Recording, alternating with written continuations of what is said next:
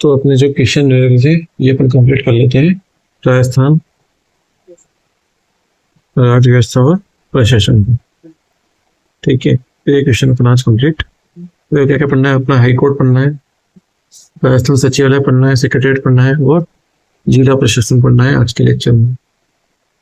ठीक है, चलो देखते हैं अपन अपना पहला क्वेश्चन। देखो क्या बनना है? राजस्थान हाई कोर्ट, इसकी स्थापना कब हुई, इसकी पीठ कहाँ पे, उसके न्यायाधीशों की शक्तियां कौन सी, इसके बारे में देखेंगे। राजस्थान का सचिवालय देखना है, मुख्य सचिव कौन है, कैसा है, क्या क्या कार्य होते हैं, राज्य प्रशासन का हृदय और नौकरशाही। ठीक है, किसको बोलते हैं आंख करना, ये सब पढ़ लिया अपना। इनके क्वेश्चन करेंगे अपन। अब जिला प्रशासन पढ़ेंगे, उसके बाद जिलाधीश, कलेक्टर क्या है, कार्य क्या है, अधिकार क्या है, इसका महत्व क्या है पद का, ये सब पढ़ेंगे अपन। सीधे प्रश्न करने हैं, उत्तर पर फोकस करना है, जो परीक्षा में बार बार पूछे जाते हैं। तो देखो राजस्थान का उच्च न्यायालय, न्यायपालिका, राजस्थान की न्यायपालिका। राजस्थान उच्च न्यायालय की मुख्य प्रधान पीठ कहाँ पे है? तो जोधपुर में। प्रिंसिपल पीठ कहाँ पे? जोधपुर में। राजस्थान उच्च न्यायालय, राजस्थान उच्च न्यायालय की प्रधान पीठ कहाँ पे है? जोधपुर में है। राज्य पुनर्गठन अधिनियम 1956 की धारा 51 के तहत। ठीक है, तो जोधपुर में कब हुई? राज्य पुनर्गठन अधिनियम 1956 की धारा 51 के तहत। समिति कौन? सत्यनारायण राव समिति की सिफारिश पर, सत्यनारायण राव समिति की सिफारिश पर जोधपुर को हाईकोर्ट मिला है। पी सत्यनारायण राव समिति की सिफारिश पर 1956 की धारा 51 के तहत। में किस दिनांक को राजस्थान उच्च न्यायालय की स्थायी पीठ जयपुर स्थापित की गई है? एक जयपुर में भी है। जयपुर में कभी 8 दिसंबर 1976 को। कभी जयपुर में 8 दिसंबर 1976 को जयपुर में। राष्ट्रपति के आदेश द्वारा 8 दिसंबर 1976 को जयपुर स्थायी पीठ खंडपीठ की स्थापना की गई, जिसे 31 जनवरी 1977 से कार्य करना प्रारंभ किया। 8 दिसंबर 1976 को स्थापित की गई, 31 जनवरी 1977 से कार्य करना प्रारंभ किया। 8 दिसंबर 1976 जयपुर। राजस्थान उच्च न्यायालय खंडपीठ की स्थापना कब हुई? 31 जनवरी 1977, और नहीं होता तो 8 दिसंबर 1976, 31 जनवरी 1977। जयपुर खंडपीठ ने विधिवत रूप से 31 जनवरी 1977 को अपना कार्य प्रारंभ किया। यह पीठ 19 जिलों के अधिकार क्षेत्रों को कवर करती है। कितना जिला है? 19 जिला है जयपुर में। राजस्थान उच्च न्यायालय का उद्घाटन राष्ट्र प्रमुख सवाई मानसिंह द्वितीय द्वारा किया गया था। तो किया गया था 29 अगस्त 1949 को। 29 अगस्त 1949 को सवाई मानसिंह ने इसका उद्घाटन किया था। संविधान के अनुच्छेद 214 के तहत राजस्थान के लिए एक उच्च न्यायालय का उद्घाटन 29 अगस्त 1949 को जोधपुर के राष्ट्र प्रमुख सवाई मानसिंह द्वारा किया गया। प्रथम मुख्य न्यायाधीश कौन थे? कमलकांत वर्मा, के वर्मा थे प्रथम मुख्य न्यायाधीश। और सबसे ज्यादा लंबे कार्यकाल किसने किया? जो द्वितीय न्यायाधीश से बताना। राजस्थान उच्च न्यायालय का उद्घाटन राष्ट्र प्रमुख सवाई मानसिंह द्वारा 29 अगस्त 1949 को किया गया। किस तारीख को राजस्थान उच्च न्यायालय ने नियम 1952 प्रभावी हुए? तो 1952 के नियम प्रभावी हुए 1 अक्टूबर 1952 को। राजस्थान उच्च न्यायालय के नियम 1 अक्टूबर 1952 से प्रभावी हुए। इसमें 8 भाग 39 अध्याय और 924 नियम। 8 भाग 39 अध्याय 924 नियम। ठीक है, राजस्थान उच्च न्यायालय के नियम 1952, 8 भाग 39 अध्याय और 924 नियम है। राजस्थान उच्च न्यायालय के न्यायाधीशों को 29 अगस्त 1949 को शपथ दिलाई गई, जिनमें से कौन सा सम्मिलित नहीं है? 1950 में कौन कौन नहीं था? तो ये कोटा के नहीं थे। तो कोटा में न्यायमूर्ति कौन थे? खेमचंद गुप्ता थे। जवान सिंह राणावत उदयपुर थे। बाकी सही कौन कौन से? न्यायमूर्ति नवल किशोर कहाँ से थे? जोधपुर के थे। न्यायमूर्ति कंवरलाल बाफना कहाँ के थे? जयपुर के थे। न्यायमूर्ति त्रिलोचन दत्त कहाँ के थे? बीकानेर के थे। और न्याय जवान सिंह कहाँ के थे? जवान सिंह थे उदयपुर के। कोटा कौन था? खेमचंद गुप्ता थे। तो देखो कितना डीप पूछा, इतना डीप याद नहीं हो पाएगा, फिर भी कोशिश करना। राजस्थान उच्च न्यायालय 1952 के नियम प्रभावी हुए 1 अक्टूबर 1952 को। आजादी के बाद रियासत के एकीकरण में एक राज्य राजस्थान बनाए गए। कौन स्थानों पर उच्च न्यायालय कार्यरत थे? तो उस टाइम पे उच्च न्यायालय कहाँ पे कार्य थे? रियासतों के एकीकरण के समय राजस्थान में 5 उच्च न्यायालय। कितने थे? पहले 5 थे। जयपुर, जोधपुर, बीकानेर, उदयपुर और अलवर। जयपुर, जोधपुर, बीकानेर, उदयपुर और अलवर। कोटा में एक बेंच भी थी। जयपुर, जोधपुर, बीकानेर, उदयपुर, अलवर में थे 5 थे।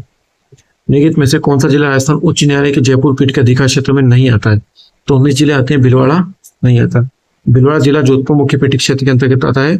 जयपुर खंडपीठ के अंतर्गत राज्य के पूर्वी और मध्य भाग के जिले आते हैं। 19 जिले आते हैं पूर्वी और मध्य भाग के। कितने आते हैं? 19 जिले आते हैं पूर्वी और मध्य भाग के। भिलवाड़ा में से नहीं है जयपुर में। राज्य के मुख्य न्यायाधीश अन्य न्यायाधीश की नियुक्ति किसके द्वारा की जाती है? तो राज्य के मुख्य न्यायाधीश और अन्य न्यायाधीश की नियुक्ति भारत के मुख्य न्यायाधीश और राज्यपाल के परामर्श द्वारा होती है। संविधान के अनुच्छेद 217 कौन सा है? 217 एक। के अनुसार राष्ट्रपति द्वारा उच्च न्यायालय के मुख्य न्यायाधीश की नियुक्ति सीजेआई और संबंधित राज्य के राज्यपाल के परामर्श के आधार पर की जाती है। ठीक है, उच्च न्यायालय का मुख्य न्यायाधीश अपना त्यागपत्र किसे देता है? तो राष्ट्रपति को देगा। 217(1) के अनुसार उच्च न्यायालय का न्यायाधीश राष्ट्रपति को संबंधित करना लिखित हस्ताक्षरित त्यागपत्र दे सकता है। 217(1) उच्च न्यायालय के न्यायाधीशों की नियुक्ति की सिफारिश करने से पूर्व भारत के मुख्य न्यायमूर्ति को कितने ज्येष्ठ न्यायाधीश की सलाह मशविरा करना होता है? कॉलेजियम में कितने होता है? न्यूनतम 2 होते हैं।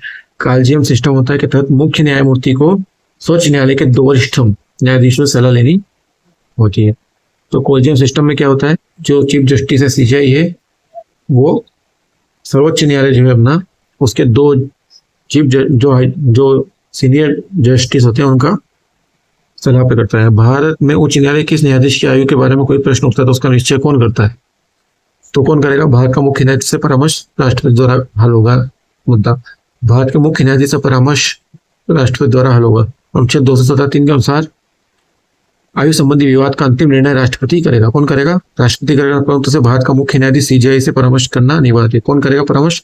सीजेआई से परामर्श करेगा 217(3) के अनुसार। राजस्थान उच्च न्यायालय में न्यायाधीश कितने पद स्वीकृत थे? तो राजस्थान उच्च न्यायालय में न्यायाधीश कितने पद स्वीकृत हैं? 50। वर्तमान में कितने हैं? 50। शुरुआत में कितने थे? 12। अधीनस्थ न्यायालय श्रेणी में नहीं आता। कौन नहीं आता? मुख्यमंत्री द्वारा, राज्यपाल द्वारा, भारत के राज्य द्वारा, भारत के मुख्य तो राज्यपाल द्वारा नहीं आता अधीनस्थ न्यायालय। संविधान के अनुच्छेद 233(1) के अनुसार किसी राज्य में जिला न्यायाधीशों की नियुक्ति अधिस्थावर पदोन्नति उस राज्य के राज्यपाल द्वारा उच्च न्यायालय के परामर्श से की जाती है। ठीक है, तो कौन करेगा? राज्यपाल करेगा।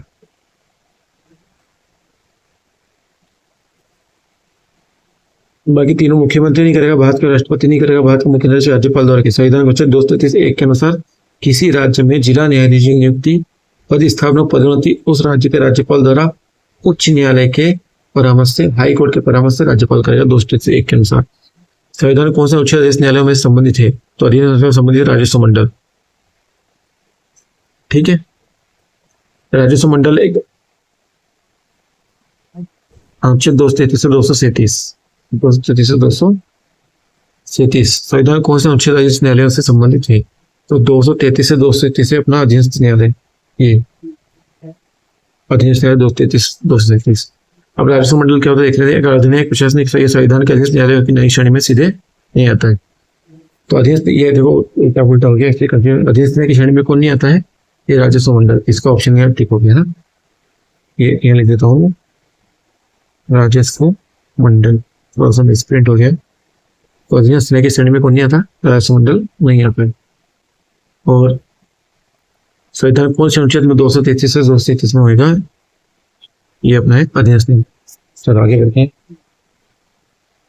राजस्थान हाईकोर्ट के सबसे लंबे समय तक सेवा करने वाले प्रथम न्यायाधीश द्वितीय न्यायाधीश कैलाशनाथ वांचू 51 से 58 तक। राजस्थान उच्च न्यायालय के सबसे लंबे कार्यकाल के मुख्य न्यायाधीश कौन थे? कैलाशनाथ वांचू थे 1951 से 58 तक। राजस्थान उच्च न्यायालय के मुख्य न्यायाधीश कौन थे? के वर्मा। पहले कौन थे? के वर्मा 49 से 50 तक। राज्य के प्रथम वर्चुअल कोर्ट का उद्घाटन किसने किया? तो एस शिंदे ने किया था। 20 जुलाई 2022 को तत्कालीन मुख्य न्यायाधीश एस शिंदे ने राजस्थान की पहली वर्चुअल कोर्ट रूम का उद्घाटन किया। तकनीक पर आधारित नई तकनीक। संयुक्त राष्ट्र के संघ से भारत के दलवीर भंडारी को 2012 में अंतर्राष्ट्रीय न्यायालय का अध्यक्ष चुना गया महासभा। तो चुनाव महासभा और सुरक्षा परिषद दोनों द्वारा होता है, परंतु मुख्य रूप से महासभा जनरल असेंबली के भाई समर्थन दलवीर भंडारी जोधपुर निवासी को अंतरिक्ष न्यायालय का जज चुना गया। जोधपुर में राजस्थान राज्य न्यायिक अकादमी की स्थापना कब हुई? 24 जनवरी 2007। राजस्थान स्टेट जुडिशियल अकादमी 24 जनवरी 2007 को Jodhpur. Rajasthan state judicial academy 24 जनवरी 2007 जोधपुर। देखो अब पढ़ना है अपने को सचिवालय। क्या पढ़ना है? सचिवालय और मुख्य सचिव, सेक्रेटरीट एंड चीफ सेक्रेटरी पढ़ना है। ध्यान रखना है, चीफ सेक्रेटरी। प्रशासनिक ढांचे की दूरी और राज्य में सबसे बड़े नौकरशाह जुड़े अत्यंत महत्वपूर्ण प्रश्न पढ़ने वाले। प्रशासनिक ढांचे की दूरी, चीफ सेक्रेटरी।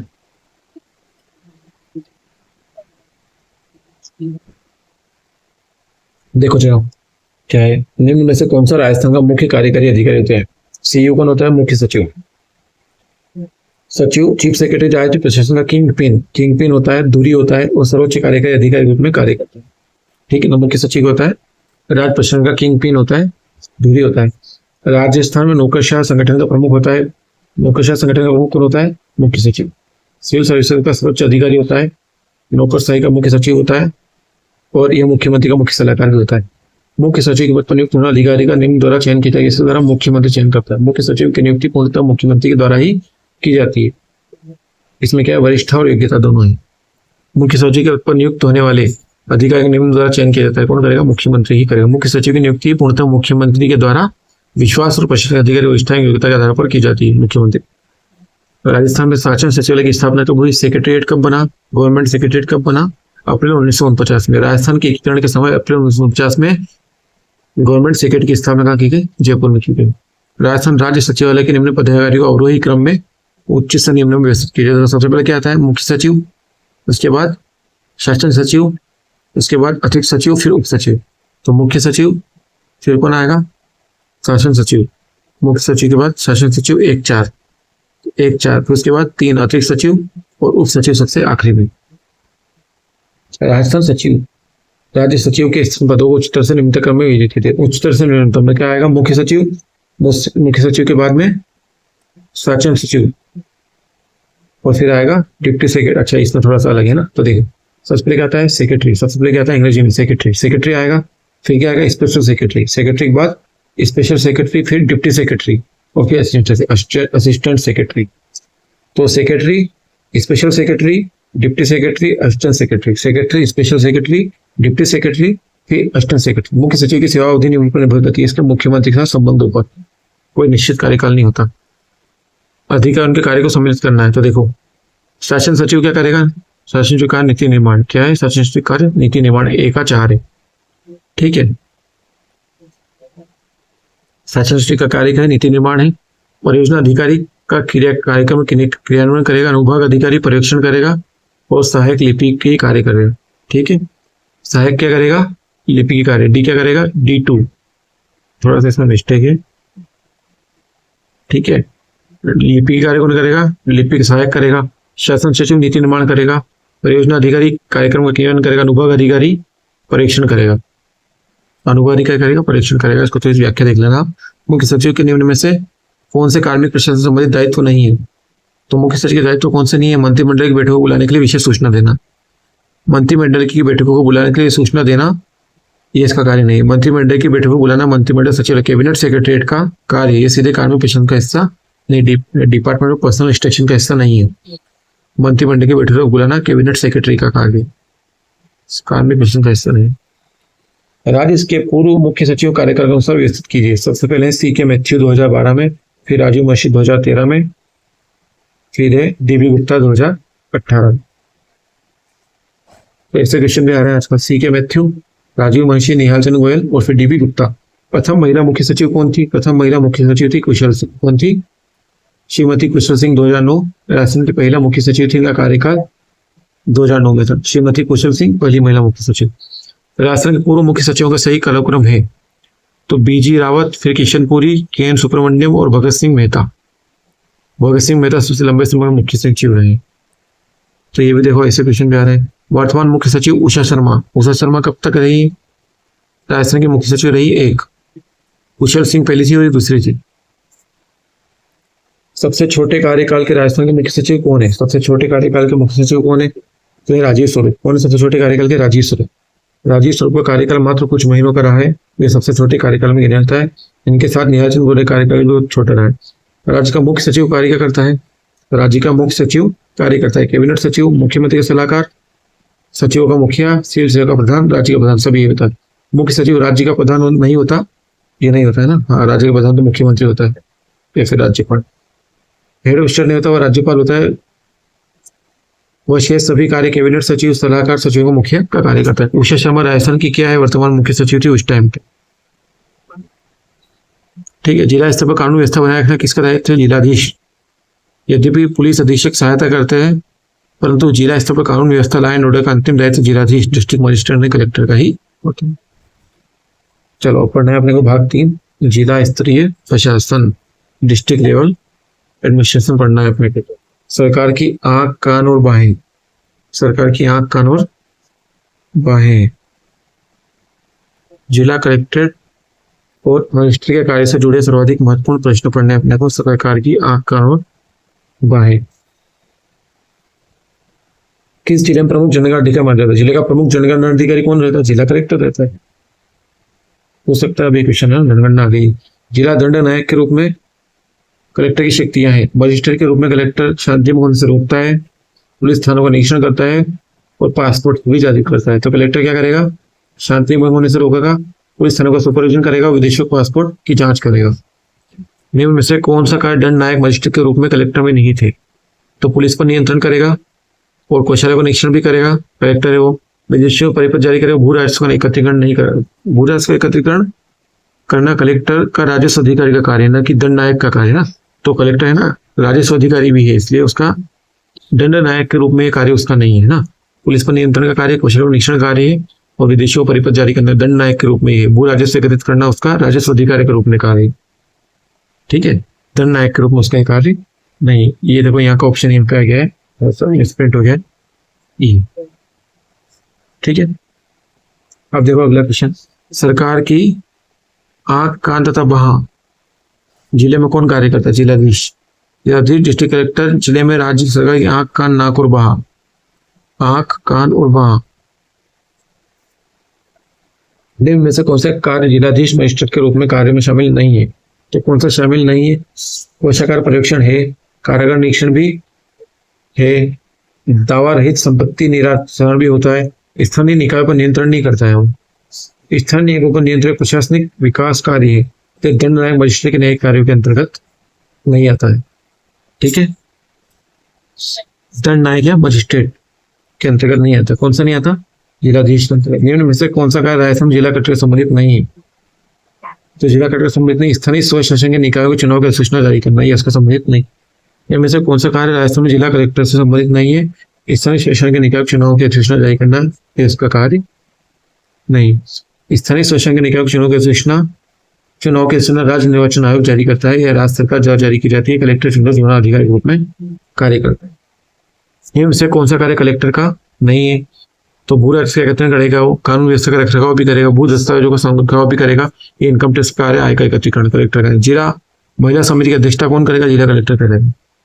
जिले महिला कल्याण और सुरक्षा और सहायता के लिए गठित पद अध्यक्ष कौन होगा? जिला कलेक्टर होगा, ठीक है। जिला कलेक्टर किस सेवा का सदस्य होता है? IAS होता है जिला कलेक्टर। तो अखिल भारतीय सेवा के अंतर्गत भारतीय विशेष सेवा के अधिकार चेंज के बारे में सूची का समेत करो। जिलाधीश की तुलना एक कछुए से की है जिसकी पीठ पर भारत सरकार का हाथी खड़ा है। किसने बोला है? रेमजे मैकॉर्ड ने कहा था। किसने बोला है? रेमजे मैकॉर्ड ने कहा है, थोड़ा सा मिसप्रिंट है। जिलाधीश की तुलना एक कछुए से की जा सकती है जिसकी पीठ पर भारत सरकार का हाथी पर। किसने बोला है? रेमजे मैकॉर्ड। राजस्थान प्रशासनिक सेवा RS के अधिकारी पहली बार जिला कलेक्टर के रूप में परिश्रम नियुक्ति किस वर्ष में की गई? तो 2009 से। वर्ष 2009 से पहली बार राज्य प्रशासनिक सेवा RS के प्रमोटेड अधिकारियों को सीधे जिला कलेक्टर के पद पर नियुक्त करने की परंपरा शुरू हुई। निम्न में से किसने जिलाधीश को संस्थागत करिश्मा कहा? तो वो रंजनी कोठारी ने बोला है। वैसे राजनीतिक विचारक रंजनी कोठारी जिलाधीश को व्यापक अधिकारों और जनता से प्रभाव देखते हुए इसका संस्थागत करिश्मा, इंस्टीट्यूशनल करिश्मा कहा है इसका। देखो निहित में से कौन सा एक कथन सत्य नहीं है? 1772 महाराष्ट्र जिला कलेक्टर परिषद की ऐसी बात है। जिले में कलेक्टर मुख्य प्रोटोकॉल अधिकारी होता है, सबसे पहले वही जाता है, कोई भी राष्ट्रपति प्रधानमंत्री जाता है। अनुच्छेद 233 में जिला न्यायाधीश शब्द का उल्लेख है, सही बात है। रेमजे मैकॉर्ड ने कलेक्टर को जिला, इसने नहीं कहा, ये कोठारी ने कहा है। यस, कोठारी ने कहा था। किसने बोलते हैं? रजनी कोठारी ने कहा है। जिला आपदा प्रबंधन प्राधिकरण का अध्यक्ष कौन होता है? जिला कलेक्टर। जिले में किसी प्राकृतिक या मानव आपदा जैसे बाढ़, सूखा, महामारी संबंधित सर्वोच्च दायित्व किसका है? कलेक्टर का ही होता है। किस अधिनियम द्वारा जिला कलेक्टर को जिला आपदा प्रबंधन का प्राधिकरण का अध्यक्ष बनाया गया था? तो आपदा प्रबंधन अधिनियम 2005। आपदा प्रबंधन 2005 जो जनवरी 2006 में लागू हुआ के तहत जिला स्तर का पदेन अध्यक्ष जिला कलेक्टर होता है।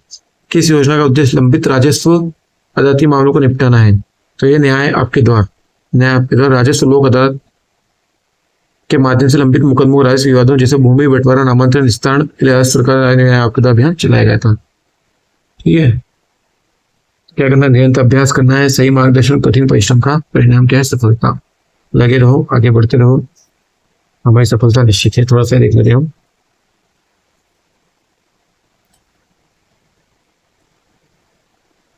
राजस्थान हाई कोर्ट के चीफ जस्टिस नियुक्ति कौन करेगा? ये करेगा राष्ट्रपति। कौन करेगा? राष्ट्रपति। अनुच्छेद कौन सा लगेगा? 214। कौन सा लगेगा? अनुच्छेद 214 लगेगा। और 217। और 1954 में जोधपुर में स्थापना हुई और 50 पद स्वीकृत हुए। किसके? राजस्थान हाईकोर्ट की। कहाँ स्थापना हुई? जोधपुर में। पद कितने? 50। मुख्य सचिव की नियुक्ति कौन करेगा? मुख्यमंत्री करेगा। अप्रैल 1949 में मुख्य सचिव की नियुक्ति चालू हुई।